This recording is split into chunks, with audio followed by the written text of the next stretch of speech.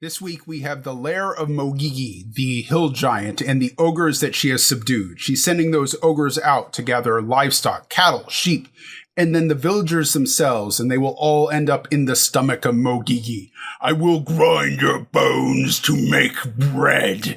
I will suck the jelly from your eyeballs. You know, proper giant nonsense from Jack and the Beanstalk, that kind of stuff. I want to use the dungeon to talk about some things that we've glossed over in previous episodes and go a little bit more in depth.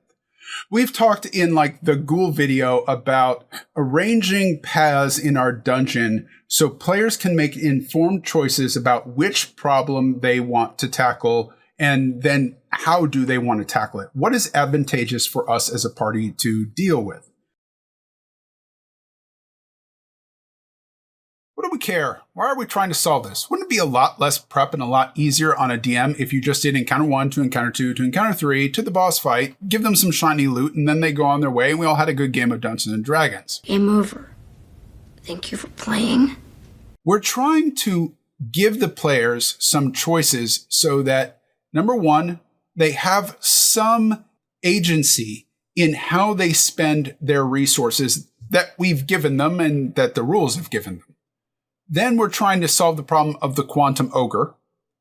And then we're trying to make sure that the players have some way in feeling like my choices mattered in this dungeon.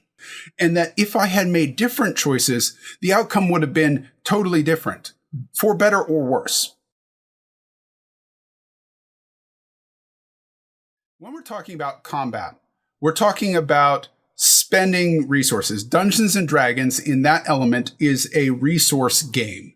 We have a primary resource, and that is hit points. In one way or another, we are going to be spending hit points. The cleric heals, and that's a spell slot, but the heal spell is really a kind of floating pool of hit points that you could put wherever you want. And if they instead cast a spell like Silence, they're burning a level 2 spell slot. Is that 2d8 hit points, plus their wisdom modifier, worth burning on a different spell like Silence? Because that's what they're doing. Your arcane casters, like your wizard and your sorcerer, are obviously burning hit points when they cast like Fireball. But in theory, they're looking at the Fireball and they're having to judge whether it is worthwhile to cast that as opposed to something like Haste or Fly. A fly in the right situation could be just as advantageous as a fireball. Do you cast fly so that someone can climb up a cliff easier, or do you cast fireball and nuke 5 ogres? Which one is a better use of a 3rd level spell?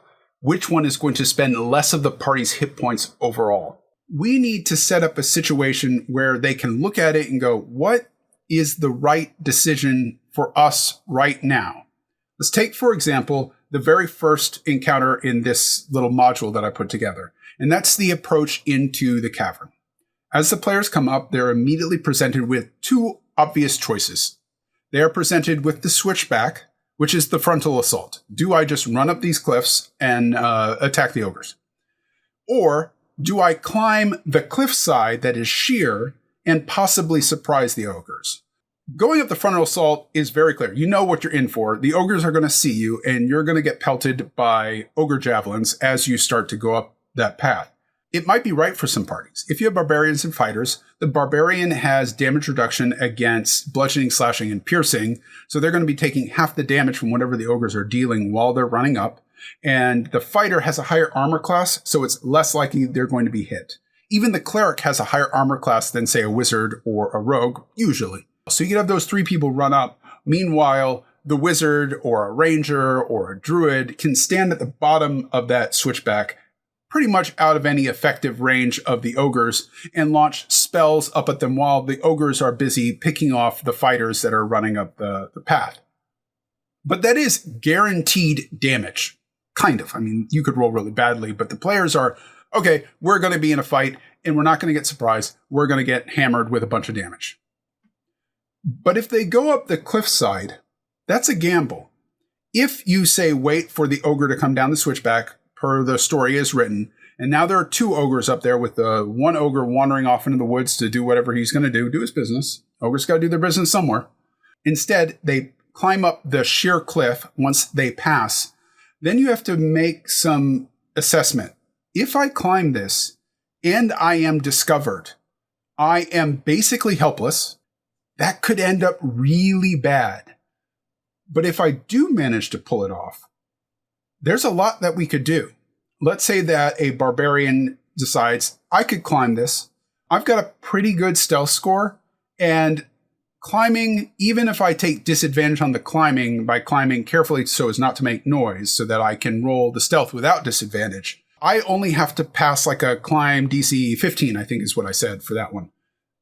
That's plausible, even with the disadvantage. So maybe they make that choice. The rogue, on the other side, would go, well, I could take disadvantage on stealth, and my stealth is excellent. So I can definitely climb up without taking disadvantage on the climb. And that puts a barbarian and a rogue up top against two ogres that are completely surprised by them. You've got a lot that you can then do. You could have the wizard pop around and then cast sleep so they only have to deal with one.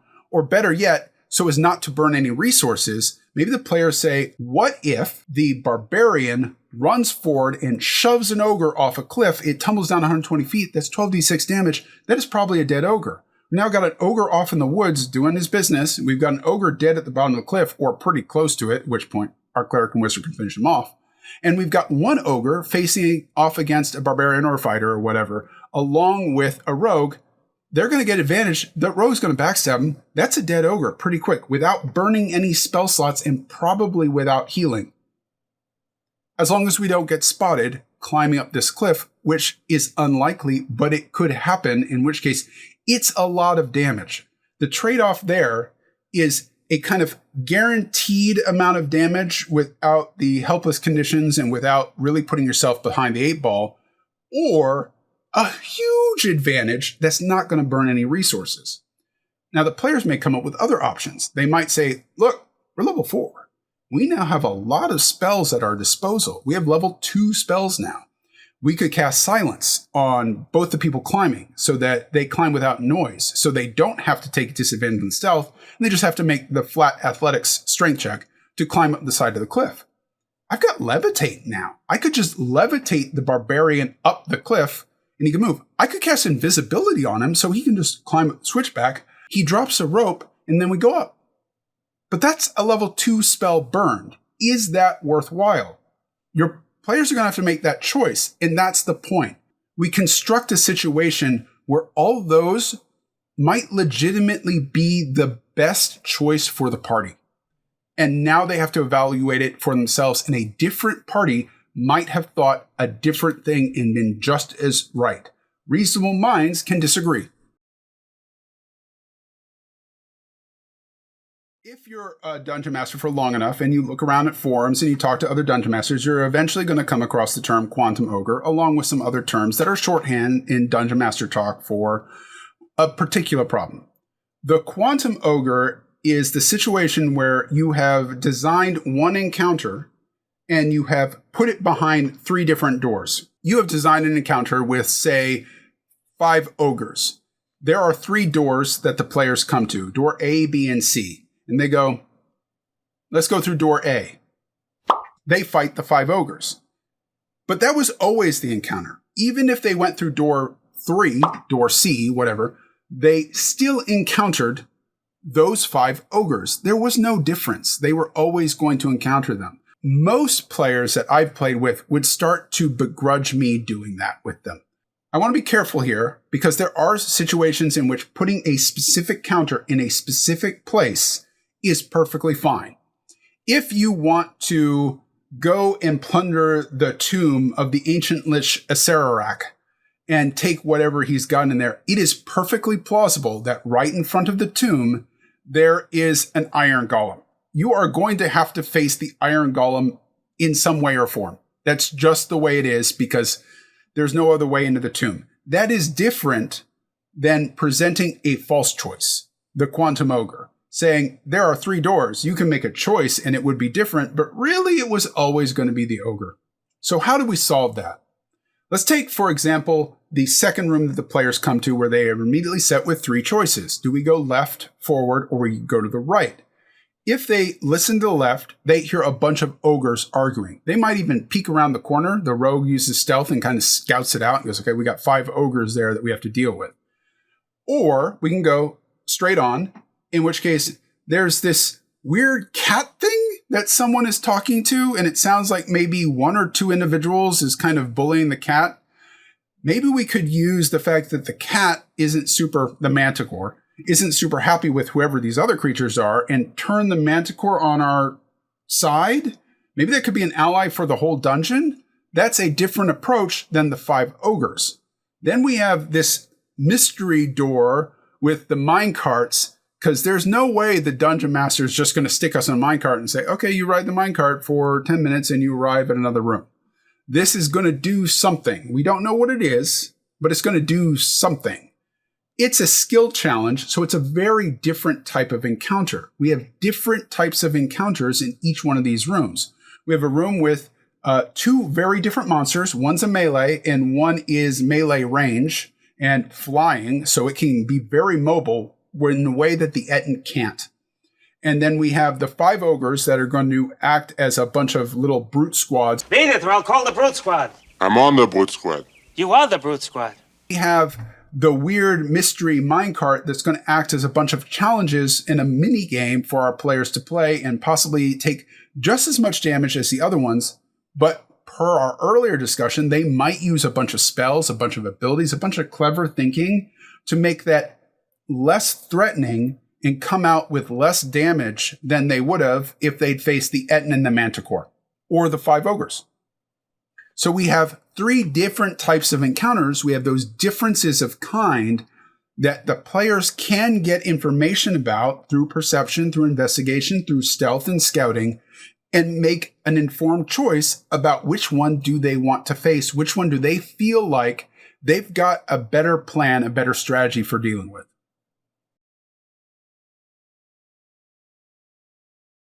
In this soup of Dungeons and Dragons, with social encounters, with exploration, with combat, you're hoping that the players come out with an individual story, that their approach is completely different than how my players played with this dungeon. If we properly use all these mechanics for building dungeons, for thinking of it as a resource management game and giving them different ways in which they can use their resources to spur them to creative choices of their own, to come up with ways to use resources that we possibly forgot that they had, and said, sure, that could work in this way, then they will come up with a unique story, which is an investment on their part. They're going to feel really good about, we did this. We solved this problem in a way that these things kind of don't let you do. So that's another video done and dusted. If you ran this dungeon with your players, I'd like to hear about it. It always helps me to talk to other people, especially other dungeon masters, and look at what they're thinking. I don't always agree, but it helps me clarify it in my own head, going, I don't agree with that because of this, or I totally agree with you because of this way, and I'm going to do it that way going forward. In our next video, I think we're going to talk about something that's been coming up a lot as I look through Reddit threads and kind of troll for ideas on videos, and that is player death.